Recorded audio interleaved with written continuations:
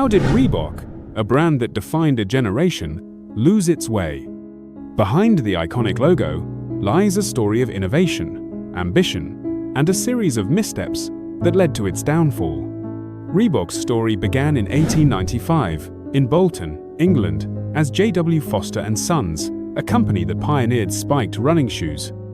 They were innovators from the very start, crafting shoes for athletes who demanded the best. But it was in the 1980s that Reebok truly exploded. The aerobics craze swept the world, and Reebok was perfectly positioned to ride that wave. The Reebok Freestyle, with its soft leather and stylish design, became a cultural icon, especially among women. Reebok understood the power of the female consumer, and they targeted them directly, creating a shoe that was both fashionable and functional. They created a whole new market and became a household name. In the 1990s, Reebok shifted its focus to sports, signing iconic athletes like Shaquille O'Neal and Allen Iverson. These endorsements brought the brand into the heart of basketball culture, and they tried to compete head-to-head with giants like Nike and Adidas. The pump technology was revolutionary for its time. They had the stars, they had the technology, and they had the ambition. But even with all that, the competition was fierce. Could Reebok maintain its momentum, or were the cracks already beginning to show? Despite their early success in basketball, Reebok missed crucial opportunities. While Nike and Adidas were forging iconic partnerships and creating cultural moments, Reebok's presence began to fade. They failed to capitalize on the Michael Jordan effect, and they struggled to keep up with the changing trends of the sport. The 2005 acquisition by Adidas was supposed to be a new beginning, but it proved to be a turning point for the worse. Integrating Reebok into Adidas's portfolio presented numerous challenges. The brand began to lose its unique identity, and it struggled to find its place within the larger Adidas structure. As the market shifted towards digital and social media, Reebok's marketing efforts fell flat. They failed to connect with younger consumers, and they were slow to adopt influencer marketing. While Nike and Adidas were creating viral campaigns and building online communities, Reebok was left behind. They also failed to adapt to the changing retail landscape and were slow to adopt online sales.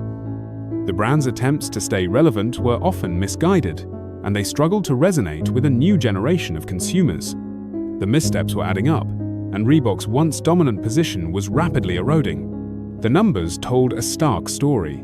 Reebok's market share continued to dwindle, and the brand struggled to compete with the marketing juggernauts of Nike and Adidas.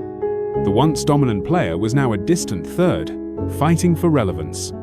In an attempt to revitalize the brand, Reebok placed a heavy bet on CrossFit. The partnership brought some attention, but it also alienated a large portion of their original customer base. While the fitness community embraced the brand, the general consumer remained indifferent. The CrossFit deal, while popular with a niche audience, pushed away many of the people that had made Reebok popular in the first place. In 2021, Adidas finally sold Reebok to Authentic Brands Group, marking the end of an era. ABG, known for its portfolio of iconic brands, now faced the challenge of resurrecting Reebok. The question remained, could they restore the brand's former glory? ABG's strategy focuses on licensing and partnerships, aiming to leverage Reebok's heritage and tap into new markets.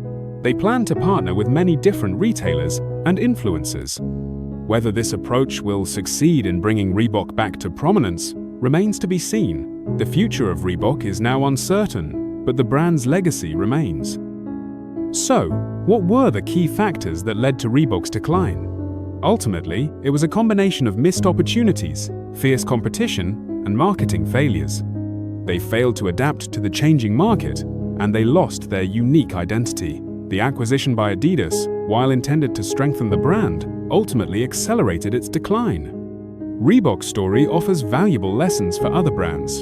In a rapidly evolving market, adaptability is key.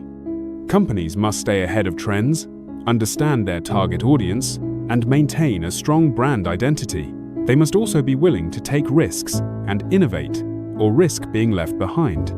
Reebok is a cautionary tale of what can happen when a company fails to do this. Despite its decline, Reebok's legacy remains.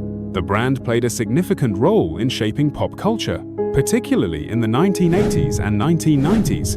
And that's the story of Reebok, a brand that soared to incredible heights, only to face a challenging decline. But what are your thoughts? Do you have any personal memories of Reebok?